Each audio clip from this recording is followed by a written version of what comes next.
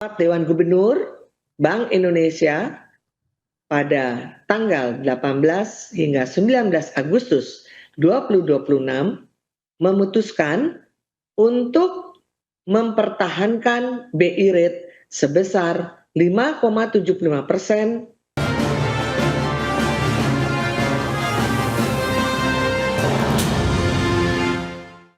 Ya, pemirsa, Bank Indonesia memutuskan untuk mempertahankan suku bunga acuan atau BI rate di level 5,75% dan kebijakan ini untuk memperkuat stabilitas nilai tukar rupiah di tengah ketidakpastian global serta menjaga inflasi tetap dalam sasaran di tahun 2026 dan 2027.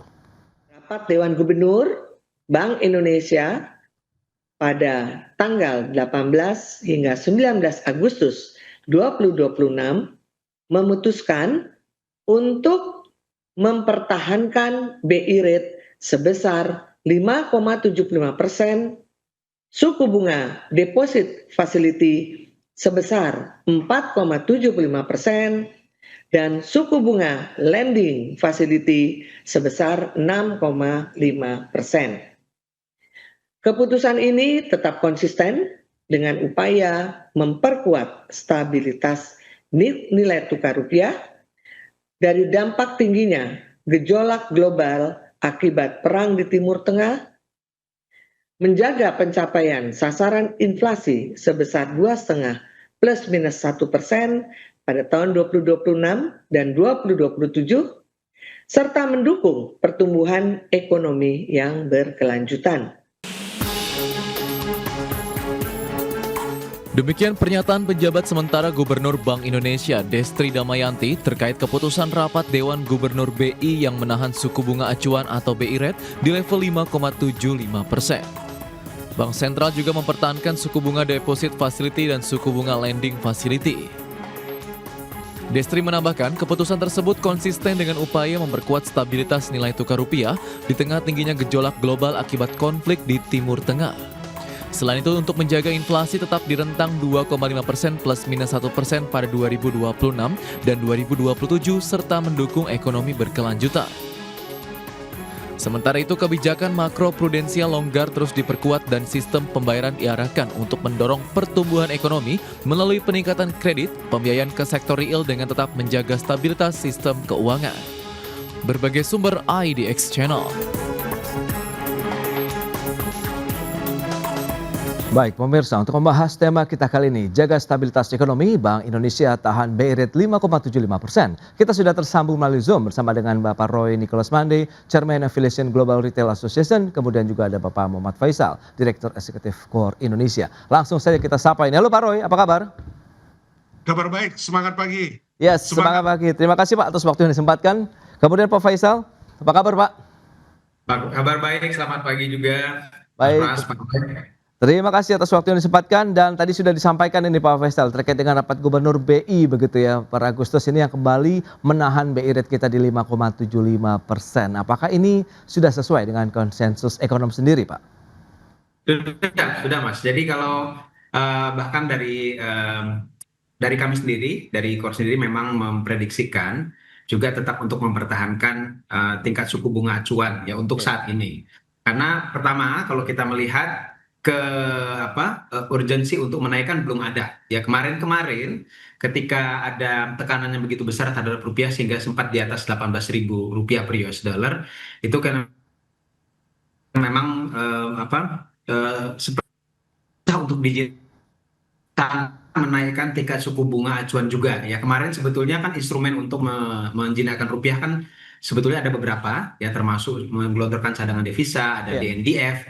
Nah dan juga sepertinya harus mengeluarkan amunisinya agak banyak karena dengan amunisi yang sebelumnya sudah dikeluarkan itu belum efektif ya rupiah masih melemah dan kita khawatirkan kalau rupiah sudah demikian melemah dampaknya ke sektor real itu juga akan besar. Nah sehingga kemarin memang menaikkan tingkat suku bunga acuan bahkan sampai 100 basis poin. Nah sekarang kalau kita melihat daripada pergerakan rupiah, walaupun dari global itu masih bergejolak ya dari sisi perang, nah tapi rupiah sudah mulai agak menjinak sekarang di kisaran 17 sampai 17.800 800 per US dollar. Jadi sudah di bawah 18.000. Sehingga untuk menaikkan tingkat suku bunga acuan lagi belum ada urgensinya. Demikian pula dari inflasi. Oke. Inflasi relatif masih terkendali walaupun harga minyak sudah mulai naik lagi nih kalau kita melihat ya ICP. Nah, tapi untuk kemudian memutuskan menaikkan tingkat suku bunga itu juga saya pikir tidak urgent untuk pada saat sekarang, karena kita juga harus melihat dampaknya ke sektor real kalau tingkat suku bunga itu lebih tinggi. Nah, sebaliknya untuk menurunkan tingkat suku bunga juga harus hati-hati karena dalam kondisi global yang masih bergejolak, nah ini masih riskan, apalagi Gubernur BI yang kemarin baru mengundurkan diri ya. Ya. Jadi masa transisi, saya pikir perlu berhati-hati untuk mengambil kebijakan yang cukup besar ya dampaknya. Nah, sehingga mempertahankan saya pikir adalah yang terbaik ya untuk keputusan saat sekarang. Baik, itu dia. Sudah tepat berarti ya langkah yang dilakukan oleh Bank Ya. Sentral untuk mempertahankan suku bunga acuan BI rate. Nah, dari sisi pelaku usaha retail ini, Pak Roy, bagaimana dengan langkah yang sudah ditempuh Bank Sentral begitu untuk mempertahankan suku bunga acuan? Apakah juga keputusan menahan BI rate ini konsisten yang ya kita tahu ini adalah untuk memperkuat stabilitas nilai tukar rupiah sendiri begitu. Lantas seberapa penting juga nanti dampaknya terkait dengan nilai tukar rupiah, kemudian apakah ini bisa berfungsi juga untuk menjaga keberlanjutan bisnis dan ekspansi usaha begitu Pak Roy? Ya, tentunya kita melihat dari poin yang di atas terlebih dulu, pengertian defisit transaksi terlebih dulu. Defisit transaksi ini adalah bagian daripada kondisi saat pengeluaran atau belanja lebih besar daripada pemasukan atau pendapatan dalam periode waktu tertentu. Itu yang terjadi memang saat ini. Tetapi kami lebih menyoroti pelaku usaha, khususnya juga dunia usaha, retail, sektor hilir yang memberi kontribusi bagi konsumsi rumah tangga, Oke. yang hampir 53% daripada PDB kita, kontribusinya. Kita justru mengharapkan satu sisi ini adalah poin bagus karena defisit turun ya. Tetapi yang lebih baik atau yang lebih ditekankan atau yang perlu dipikirkan, dikaji atau diperdalam adalah jangan sampai kualitas pertumbuhan yang dikorbankan. Ya, kualitas pertumbuhan dikorbankan ya, jangan sampai seperti itu, karena kita tahu bahwa pertumbuhan ekonomi 6% ini kan merupakan suatu harapan ya, ketika kita lihat pertumbuhan ekonomi kita semester 1 dengan kondisi yang terakhir yang baru diumumkan ada penurunan ya dari 5,45 jadi 5,29%. Nah, ini menandakan indikator sebenarnya ada jauh hal yang lebih penting yang harus diupayakan, tidak hanya sekedar euforia terhadap defisit transaksi yang semakin tertekan. Nah, kita lihat misalnya contoh BI rate 5,75%. Nah, ini adalah angka yang memang satu sisi ini kan one coin two side. Satu sisi memberikan dampak kepada bagaimana mengatur fluktuasi ya, anomali fluktuasi currency ya sebagai BI sebagai pemegang kebijakan moneter. Tapi satu sisi harus diingat bahwa bagaimana dengan peran bunga bagi masyarakat ya, peran bunga bagi consumption ya, kita bicara KPR, kita bicara KPM, kredit pemilikan rumah, kredit pemilikan mobil. Sekarang ini para pelaku usaha sudah mendengar masyarakat mulai berkeluh kesah, oh kita dikirimin surat tahu-tahu bunga harus dirubah ya, bunga harus direvisi, karena memang merubah bunga itu tidak serta-merta dengan adanya kenaikan atau perubahan BI rate, biasanya 3-6 bulan. Nah, sekarang sudah mulai ada pengumuman perubahan bunga buat kredit mobilnya, kredit KPR-nya. Nah, ini kan akan menggerus atau menahan daya beli lagi. Ya, masyarakat tentunya harus memenuhi kewajibannya satu sisi, tetapi daya beli harus berkurang. Nah, sementara kita punya motor pertumbuhan kita itu adalah konsumsi. Ya, kita mau mengharapkan 6%. Ya, tapi untuk merealisasikan 6% itu harus didukung dengan bagaimana peningkatan daya beli. Salah satunya adalah yaitu bagaimana flexibility dari BI rate, kemudian juga berbagai instrumen lainnya, fiskal ya. Kita hanya dua kebijakan saja yang ada kan, moneter dan fiskal. Nah, fiskalnya kalau moneternya terlalu kuat, terlalu keras, fiskalnya mesti dilembekin, mestinya seperti itu ya. Baik. Jadi ada push and down, ada push and pull, itu yang membuat supaya daya beli kita selain program kewirausahaan dan program-program pembukaan manufaktur dan sebagainya yang walaupun sekarang memang belum sehat, belum kembali, tapi itu adalah bagian yang perlu diperhatikan. Baik Pak Roy, ini menarik kalau memang dicermati dari pelaku usaha retail khususnya begitu dengan ditahannya suku bunga acuan ini diharapkan memang akan menggerakkan lagi aktivitas ekonomi begitu dengan rupiah yang masih tetap terjaga. Tapi apakah ini akan memberikan kontribusi terhadap pertumbuhan dengan tekanan ekonomi yang masih ada? Kita bahas lebih jauh nanti di segmen berikutnya. Pak Roy, Pak Faisal, kita akan jeda dulu sebentar. Dan pemirsa tetaplah bersama kami. Iya, Anda masih menyaksikan Market Review dan berikut ini kami akan sampaikan sejumlah data. Kita akan cermati bersama bagaimana dengan pergerakan nilai tukar rupiah yang menjadi fokus dari Bank Sentral dengan mempertahankan suku bunga acuan di 5,75%. Ini dia fluktuasinya di 5 Agustus di 17.900-an, kemudian sempat memang mengalami apresiasi sampai dengan 17.795 per 10 Agustus, tapi kita lihat range-nya ya mulai cenderung naik lagi di 17.800-an dalam beberapa hari terakhir sampai dengan per 19 Agustus 2026 kemarin di 17.844 rupiah per dolar Amerika Serikat. Berikutnya, bagaimana dengan aktivitas penyaluran kredit perbankan? Ini data per Juni 2026. Kita lihat mencapai 9.081 triliun dengan pertumbuhan double digit pemirsa, 12,67%. Kalau kita bandingkan dengan bulan sebelumnya di Mei 2026 ini dengan pertumbuhan 11,51% di 8.918 triliun rupiah. Dan memang ini masih mengalami pertumbuhan yang signifikan. Kalau kita sandingkan dengan tahun lalu di Juni pertumbuhannya yang 7,77% ini, ya ini menjadi satu sinyal yang positif, berarti penyaluran kredit kita dari sisi perbankan sudah tumbuh double digit 12,67%. Itu dia beberapa data yang sudah disampaikan. Kita lanjutkan kembali perbincangan bersama dengan Pak Faisal, kemudian juga ada Pak Roy Nicholas Mandey. Ya, Pak Faisal, dengan beberapa informasi tadi yang sudah disampaikan ini lantas bagaimana? Pak Roy mencermati tadi bahwa dari sisi daya beli masyarakat juga masih menjadi tantangan tersendiri. Kemudian dengan ditahannya suku bunga acuan ini, apakah nanti akan berkorelasi ataupun berkontribusi untuk bisa memacu lagi begitu untuk aktivitas pertumbuhan ekonomi kita begitu, Pak? Ya, tentu saja harapannya kalau kaitannya dengan pertumbuhan ekonomi, moneter ini juga diharapkan itu lebih longgar. Ya, jadi artinya memang ada kebutuhan untuk menurunkan tingkat suku bunga acuan. Nah, memang, tapi kalau melihat kondisi seperti sekarang, ini sepertinya kita melihat ada dua sisi yang harus dijaga ya secara seimbang antara pro growth dengan pro stability-nya. Nah, tapi dengan harapan ketika masalah-masalah yang kaitannya dengan stabilitas sudah bisa lebih terkendali, dan tentunya setelah saya perkirakan setelah terpilihnya juga Gubernur BI yang definitif ya, semestinya sudah harus dipikirkan juga kebijakan yang lebih longgar ya untuk bisa mendorong sektor real. Walaupun sebetulnya sektor real ini instrumen untuk mendorongnya itu juga banyak dari sisi moneter ya, bukan hanya dari BI rate gitu. Kalau BI rate dampaknya mungkin ada time lag ya, ada waktu untuk bisa sampai ke sektor real. Oke. Nah, kalau misalnya kalau tingkat suku bunga naikkan atau turunkan bisa sampai 6 bulan. Dan pemain lain seperti misalnya kebijakan insentif likuiditas makroprudensial dengan turunkan giro wajib minimum. Nah itu dipandang seringkali juga lebih efektif untuk mendorong sektor real karena dia lebih targeted pada sektor-sektor misalnya yang ingin diprioritas. Nah ini jadi dan juga instrumen yang lain itu juga penting saya pikir untuk mendorong sektor real. Dan jangan lupa sektor real intinya tetap saja adalah kebijakan fiskal yang paling utama. Yang ngegas itu tetap mesti fiskal. Fiskalnya harus yang lebih di-improve dan diperbaiki dari sisi efektivitasnya.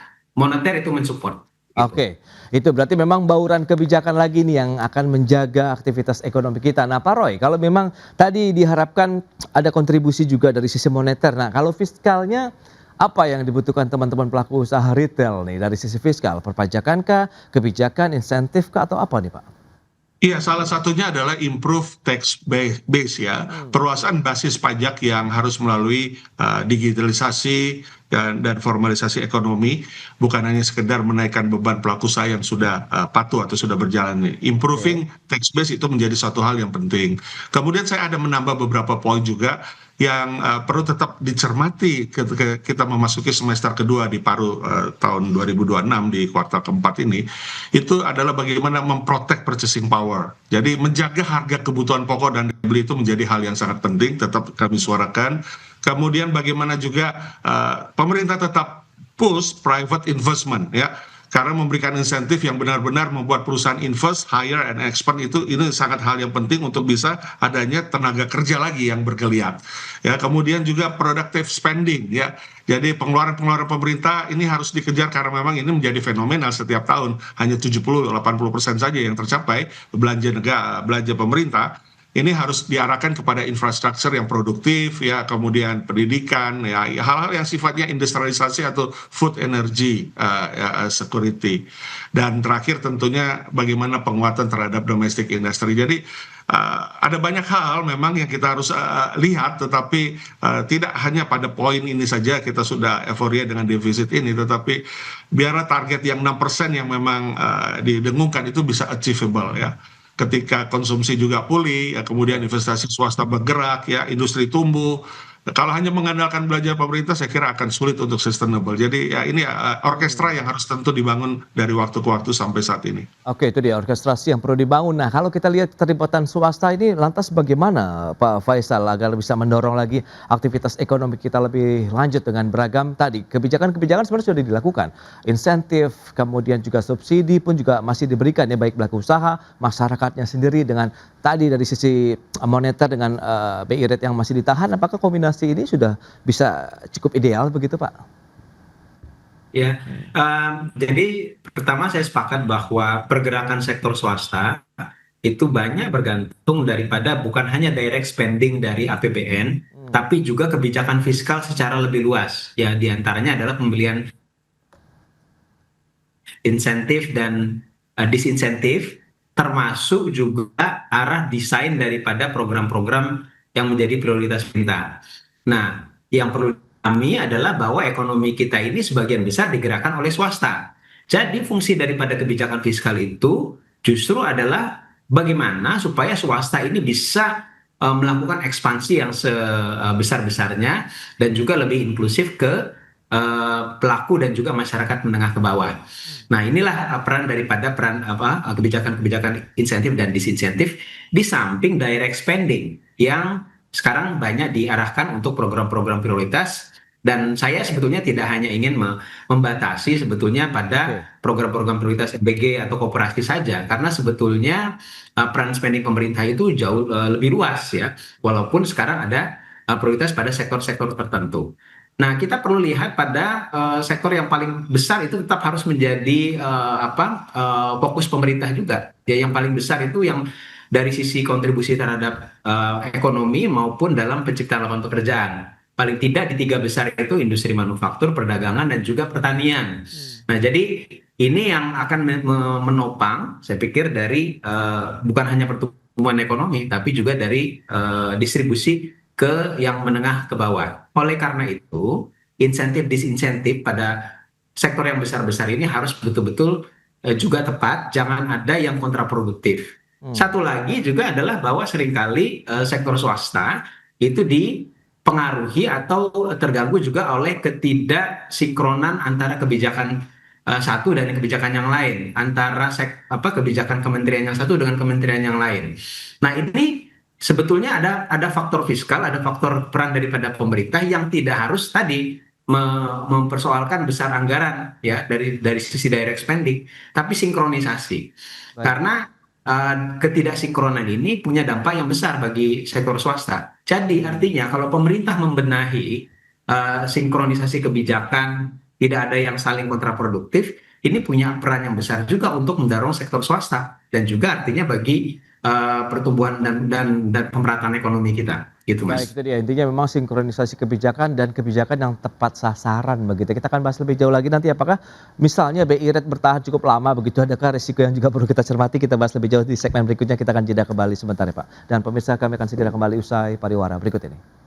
Baik pemirsa, terima kasih Anda masih bergabung bersama kami. Kita lanjutkan kembali perbincangan bersama dengan Bapak Roy Nicholas Mande, Chairman Affiliation Global Retail Association. Kemudian juga ada Bapak Muhammad Faisal, Direktur Eksekutif Core Indonesia. Nah, bicara mengenai dari BI rate misalnya dipertahankan dengan jangka waktu cukup lama begitu ya. Anda melihat ini akankah berdampak terhadap aktivitas industri kah atau sebenarnya menguntungkan nih kalau dari sisi usaha retail? Pak Roy mungkin bisa menggambarkan nih. Iya, jadi kembali lagi instrumen apapun yang dilakukan oleh pemerintah tentu kita apresiasi ya, baik itu fiskal maupun juga moneter. Tetapi ada hal-hal yang sangat substantif daripada hanya sekedar statistik atau hanya angka-angka yang sifatnya untuk memberikan informasi. Jadi faktor confidence misalnya, ini sangat penting ya. Private sector akan mengeluarkan uangnya sendiri, modalnya sendiri, equity sendiri. Kita private sector bisa bergerak ya beban APBN jadi justru menjadi lebih ringan. Jadi confidence ini penting. Kemudian juga defisit boleh ditekan, ya. Kita juga apresiasi. Tapi jangan sampai multiplier ekonominya ikut ditekan, ya. Jadi ini hal-hal yang harus dicermati, bukan satu sisi tetapi one coin two side yang harus juga dilihat. Jadi bagaimanapun APBN itu harus menjadi katalisator misalnya, bukan satu-satunya mesti pertumbuhan, ya. Sehingga kami sangat memperhitungkan bagaimana situasi di akhir tahun ini, bagaimana kestabilan harga dan ketersediaan barang itu jauh lebih penting karena raportnya kita tinggal kuartal keempat ini, ya. Jadi bagaimana supaya biaya usaha tidak meningkat, kemudian regulasi jangan berubah-ubah di last minute akhir tahun ini, kemudian kepastian untuk investasi. Oke. Meragukan kita untuk berupaya untuk sampai harapan yang 6% itu, karena kita sudah lihat raportnya justru turun kan dari semester lalu ke yang kuartal terakhir ini. Jadi itu yang sangat penting untuk dilihat, confidence pemerintah dapat memastikan ini. Kemudian kedua juga jangan sampai defisit ini yang boleh ya silakan saja diatur ditekan, tapi jangan sampai multiplier ekonominya juga ikut ditekan. Oke, nah lantas bagaimana Pak Faisal? Menurut Anda nih Pak, kaitannya dengan kondisi yang tadi sudah disampaikan oleh ya Pak Roy begitu, dari sisi pelaku usaha begitu yang masih menantikan kebijakan-kebijakan yang efektif begitu. Nah Anda melihat dengan tahannya suku bunga acuan, dengan kebijakan fiskal yang masih terus berlanjut, proyeksi pertumbuhan ekonomi, aktivitas industri ini masih akan tetap positif paling tidak sampai dengan akhir tahun atau bagaimana Pak? Kalau positif dalam artian stabil atau bahkan 5% ke atas, saya pikir akan tercapai ya. Oke. Tapi saya kembali lagi meng-highlight apa yang disampaikan oleh Pak Roy tadi, bahwa pemerintah tidak hanya fokus pada angka statistik saja gitu. Baik. Karena yang penting adalah apapun angka statistiknya 5,4%, 5,6%, yang saya pikir kalau ngelihat dari performa semester 1, semester kedua ada kemungkinan juga masih tercapai di kisaran itu. Tapi yang paling penting adalah apa yang dirasakan oleh masyarakat dan dunia usaha. Oke. Sebagian besar maksud saya gitu ya. Ya. Angka statistik itu adalah angka agregat. Tapi perlu dilihat juga bagaimana impact yang konkret yang dirasakan oleh sebagian masyarakat dan pelaku usaha, dan juga dari sisi distribusi. Sebagai Baik. contoh begini, kalau dari sisi konsumsi misalnya ya, konsumsi rumah tangga di semester 1 itu di atas 5% jadinya kalau sekarang ya. Nah, tapi kita melihat bahwa sebagian masyarakat yang terutama di kelas menengah dan calon kelas menengah, yang itu ada mayoritas dan yang paling punya dampak besar bagi sektor produksi ya. Nah, ini justru mengalami penurunan dari sisi daya belinya belum pulih sejak 2020 sampai dengan 2025 catatan terakhir Susenas yang kami lihat. Nah, ini adalah satu problem yang belum bisa diselesaikan ya, sudah lebih dari 5 tahun. Nah, saya pikir ini yang semestinya juga menjadi perhatian pemerintah, di samping mencapai target-target besar tadi yang makro ya, dari pertumbuhan ekonomi, inflasi dan lain-lain. Nah, karena ini punya kalau tidak segera diselesaikan, khawatirkan nanti makin lama itu akan ada dampak yang lebih besar, dampak buruk yang lebih besar yang kita akan rasakan gitu ya. Nah, dan artinya kalau kita berbicara penurunan daya beli, satu tadi yang sudah disampaikan juga adalah menjaga dari sisi inflasi atau harga barang-barang yang mempengaruhi biaya hidup. Ya. Tapi yang lebih penting menurut saya juga adalah dari sisi income. Nanya lebih susah nih menaikkan dari sisi income. Berarti program-program pemerintah, kebijakan fiskalnya, nah ini kan harus fokus pada penciptaan lapangan pekerjaan dan naikkan income. Nah ini kan berarti menurut saya harus dilihat lebih dalam lagi, bukan hanya sekedar naikkan anggaran di sektor ini, naik anggaran di sektor lain, nggak sesederhana itu.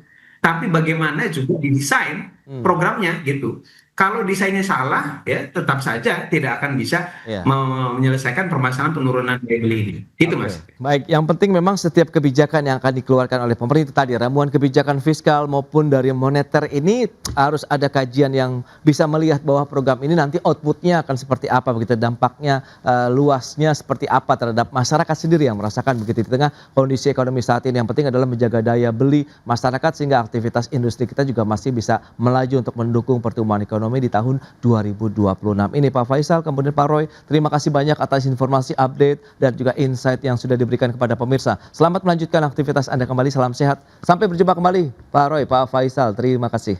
Terima kasih, sampai jumpa. Terima kasih, sampai jumpa.